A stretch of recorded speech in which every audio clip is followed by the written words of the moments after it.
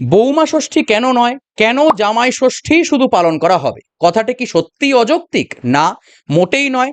অবশ্যই এই সাম্যবাদের যুগে বৌমা ষষ্ঠী হওয়া উচিত, না হলে অসাম্যের সমাজ প্রতিষ্ঠিত হয়। তাই অবশ্যই কিছুদিনের মধ্যেই আমরা নিশ্চয়ই পেতনি চতুর্দশীও দেখব, না হলে তো মান থাকে না। যাই হোক, যারা বৌমা ষষ্ঠী পালনের জিগির তোলেন তারা কি আদৌ জানেন বৌমা নিজেই হলেন স্বয়ং দেবী ষষ্ঠী? দেবী ষষ্ঠীর যে বর্ণনা শাস্ত্রে রয়েছে, শিশু ক্রোড়ে দ্বিভুজা, সুন্দর বস্ত্র পরিহিতা, নানা অলঙ্কারে আভূষিতা ষষ্ঠী দেবী আসলে আপনার বাড়ির বৌমাটি। তাই জামাই ষষ্ঠী কথাটা আসলে জামাই ও বৌমাকেই বোঝাচ্ছে।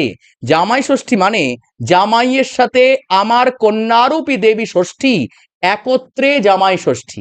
যেখানে জামাই ষষ্ঠী শব্দটাই জামাই বৌমার পরিপূরক শব্দ, সেখানে বৌমা ষষ্ঠী একটা বোকা বোকা প্রচেষ্টা ছাড়া আর কিছুই নয়। জামাই ষষ্ঠী শব্দে জামাইকে কোনো দেবত্বে তোলা হয়নি, বরং বৌমাটিকে স্বয়ং দেবী ষষ্ঠী বলা হয়েছে।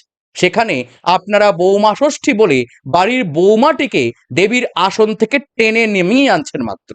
সাম্যবাদ প্রতিষ্ঠার প্রচেষ্টা অত্যন্ত ভালো বিষয়, কিন্তু না বুঝে বোকা বোকা এই পদক্ষেপ আসলে অগ্রগতির পরিচয় নাকি মূর্খতার, ভেবে দেখবেন অবশ্যই।